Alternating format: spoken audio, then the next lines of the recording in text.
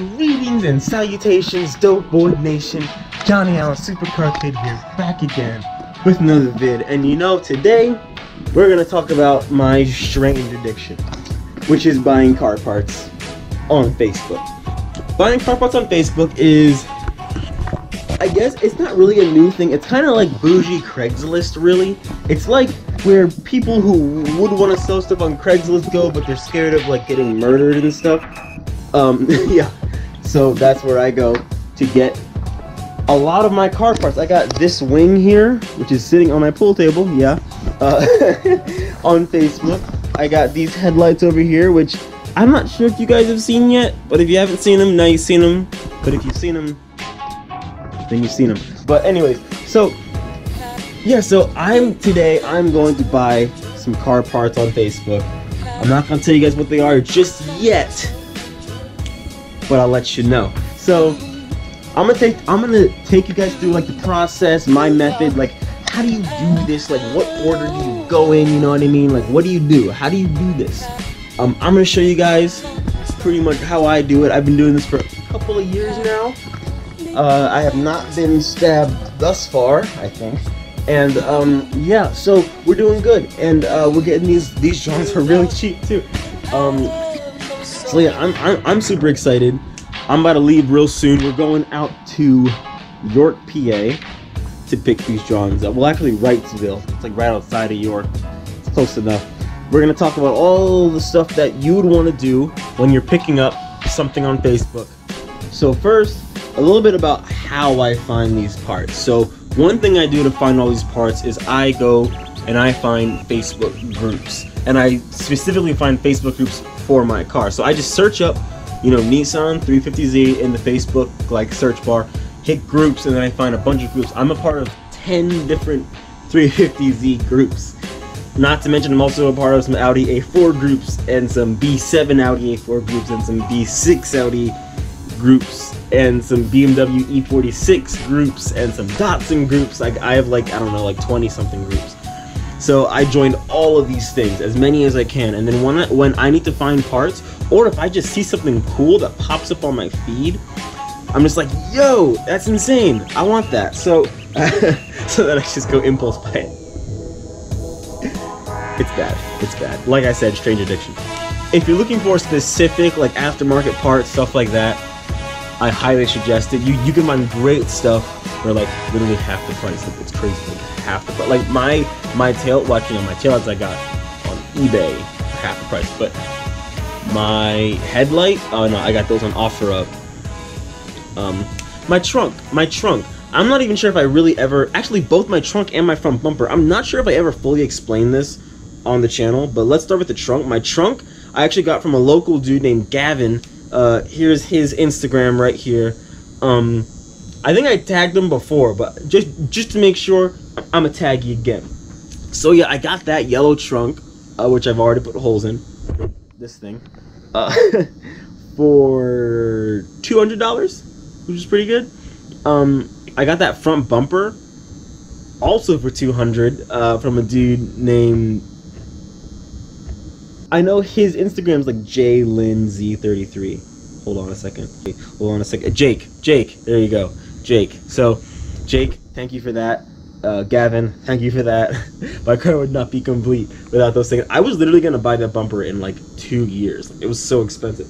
Well, it was $390, which for me was expensive, but that was for the KBD one. And that one there is Outcast Garage, which is better. It's just as strong, it's just as flexible, higher quality, and it costs half as much, which is just awesome. That's just so sick.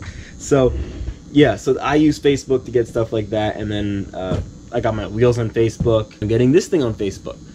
So now let's talk about what you do in terms of messaging. Like, how do you message people? What do you say? Stuff like that. Like, when you give an offer, let me explain. It's actually real simple. All you want to do is when you ask, is this available? They'll say yes. Great. Can I see more pictures? Okay. Do they send pictures? Do they not send pictures? If they don't send you pictures and you're like having it shipped, not worth it. If they don't send you pictures and you're gonna go see the thing, okay, like give it a chance, you know what I mean? First thing to ask for is pictures. Like, okay, pictures, there we go.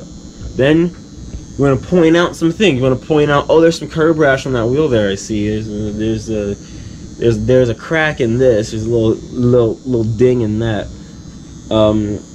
And you want to just point out what you can, and then just have a civil conversation, just a regular conversation with the person. You don't have to have a regular conversation. You can just be straight to the point and be like, here's pictures. Okay. 10 minutes later, send your offer. That's fine too. About giving the offer. Now, you have to be careful. Offer too low, you'll insult the person.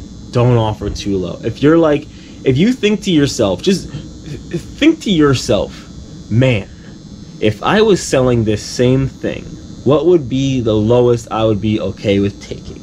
Think that to yourself. Think about what that is. Now, you want to underball it at first. You want to underball it. Like, for what we're picking up later, they were listed up for 300. I asked him 200. He was like, no. So I was like, okay, best I can do is 250. That wording is very important. Best I can do. And if that really is the best you can do, then that's the best you can do. Don't try to go over.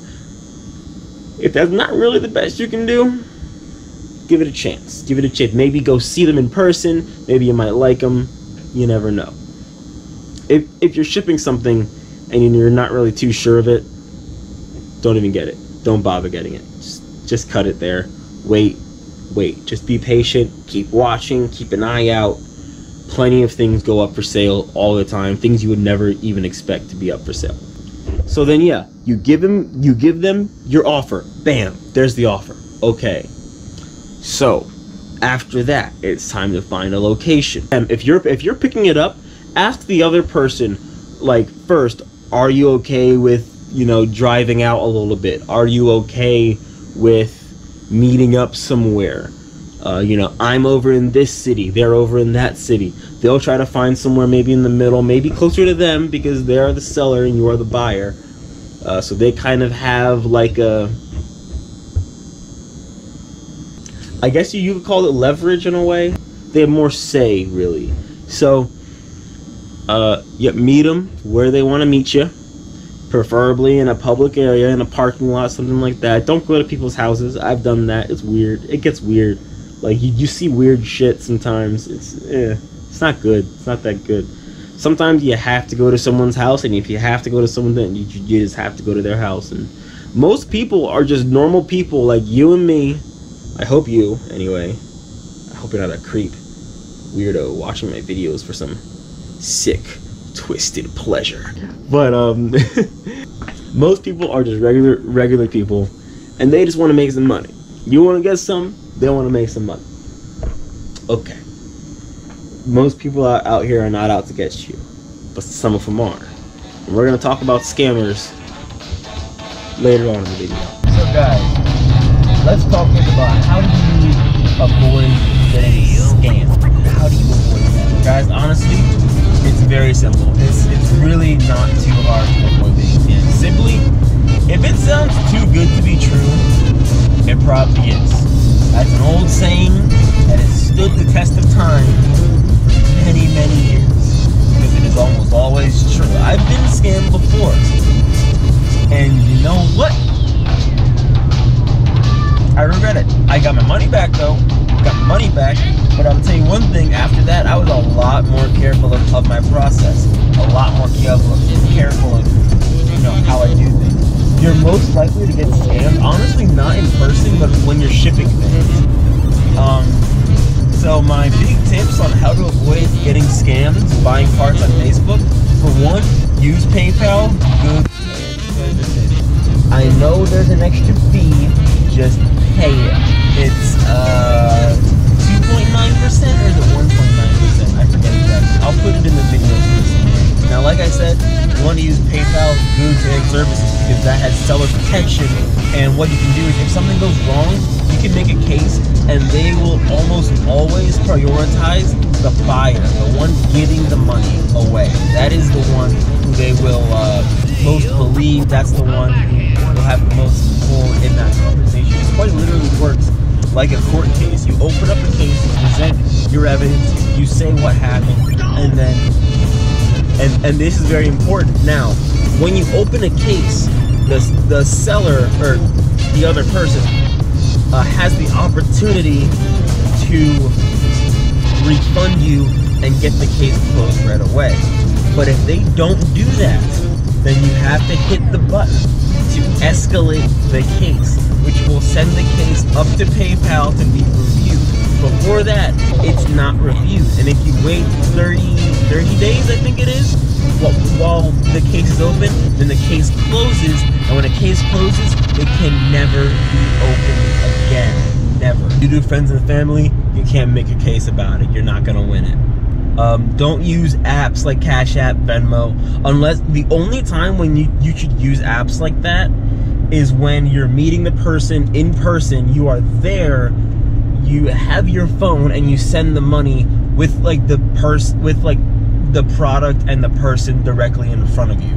That is the only time when Venmo, Cash App, stuff like that is okay. If you are worried about, say, being robbed, stuff like that, for one thing, always check out someone's profile. If they don't look like a upstanding citizen, then you might not want to deal with them. Just a reminder real quick, non-upstanding citizens come, Saab wagon, oh god, 95 2.3 T, oh man. I don't even know if y'all are seeing that, but that is a nice that is a nice vehicle. Oh, that is a very nice vehicle. Okay, anyways, sorry. I love wagons. It's bad. Y'all gonna learn about that soon enough. Make sure that when you're meeting with people, try to do it during the daytime. If it's not during the daytime, make sure it's in a well-lit area, not only for your own safety, but also so that you can see the product. You know what I mean? You don't want to be seeing it in dim light. I can honestly tell you, I have bought things at night when it was dark, and the next day noticed something I didn't see the night before. There were some nicks I didn't see. That thing might have been the wheels for the Datsun, just saying. Well, there goes my seller. This really sick Honda Prelude. But so boys, we picked up some wheels. Oh boy. And might I mention they're for this car. Now, will I use them? I'm not sure.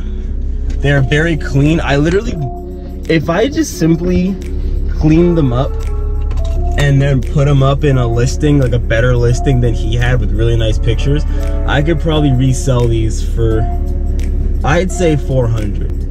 So what I did before I gave him any money, I checked each and every rim for any bends and cracks. I looked at the curb rash, I checked everything out, made sure it was all nice and how I expected it to be. Then I gave him the money. Make sure when you're buying things on Facebook, don't give the money so you like the product. Don't just be like, oh hey, here you go, and then not even look at it. No. Don't do that. Don't do that. Yeah, so we gotta get back on the highway, gotta drive like an hour back home. These might go on the Beamer, they might not. We're gonna find out. The tires are a bit thick, a little bit thick, but we're gonna find out. Now, let's go home.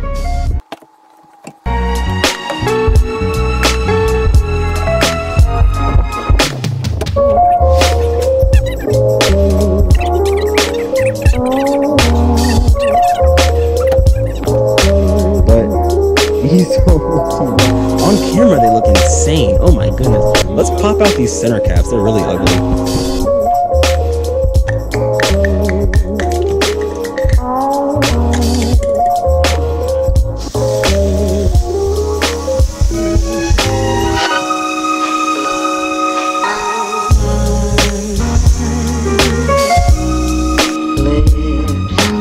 Alright, so I did the best I can with a little bit of wash and wax and a microfiber towel.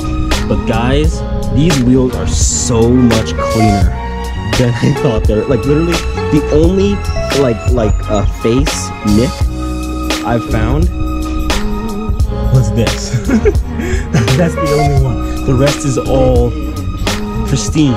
There's a little bit of curb rash. Like here's a tiny bit here. Oh no, it's barely even curb rash. Here's a tiny bit here. Tiny bit a tiny bit here, tiny bit here. But this is like, I can just pretty much just like sand it down and then just go over the whole lips with some gloss black and mask off the rest of it. And then go to see fully black instead of with the silver trim. But I actually kind of like it, so I'll probably just leave the curb rash. I mean, those have a little bit of curb rash on them, those wheels over there, so whatever. I think it's time we try to see if we can get these on there. I mean, they're supposed to be 5x120. They're supposed to fit.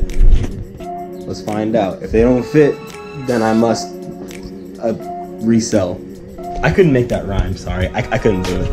The strut sometimes.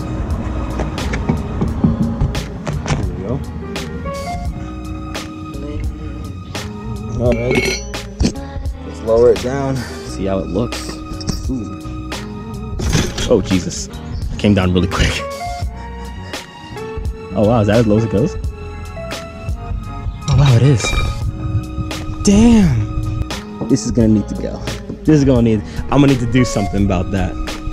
Not a lot of poke, but like a lot more than it had, because before, I mean, here's the before. Here's the after. Alright, so full lock going right. I can't get my hand between there, so that's definitely gonna rub. Full lock going the other way though was fine. Honestly, they look pretty good stock, right? Like, I think it's like lowered itself down now. Like, it looks like it's lower now, right? It definitely lowered itself down a little bit.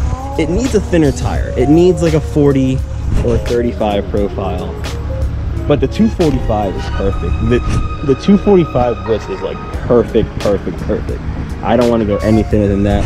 If I did, it'd be like 235. That's it. That's not looking bad. You know what? I'm thinking I got time. Could just send it and freaking I could just send it, put them all on, go drive the car, see what happens. Yeah. We're gonna send it. We're gonna send it. Alright boys, so it has been sent. The wheels are on there. It's about a week later from when y'all last saw me, but it's alright. So yeah, I put them on that day, tried them out, been driving on them all week. I've had no issues. None. Like, it feels like the old wheels pretty much. And I actually got a thumbs up in this car. I've never gotten a thumbs up in this car in my life. But yeah, guys, they're all on there. Got some BMW emblems in there. 68mm emblems. Worked perfectly. Like, perfectly. Like, it went right in there. Oh, sorry, it's a little dirty. But there's still much more that's coming. Well, not, I shouldn't say much more, but some more coming for that car. But excuse me. I had a Chinese food burp.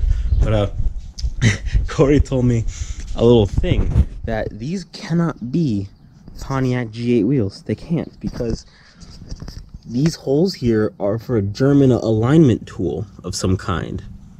I don't know what, but not a mosquito, but not a Pontiac. Not a Pontiac.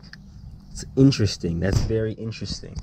So I don't know where these wheels are from. He says maybe like factory BMW wheels, but like, do these look like factory BMW to any of you guys? Like, the only factory BMW wheels I know in this style are the CSL wheels, and these are not CSL wheels for sure. So I have no idea where they came from, or if they're aftermarket or what they are. I have no idea. If anyone can tell me out there, please do, because your boy don't know. I really don't know, but I want to find out. Anyways, guys, yep, that's done. Hope you enjoyed the video. Leave a like, maybe subscribe, perhaps. I don't know. Share it, perhaps. Add it to the playlist. You know, your favorites, something like that. I don't know. But yeah, I'm Johnny Allen Supercar Kid. Hope you enjoyed the video. Deuces, y'all. Till the next dream.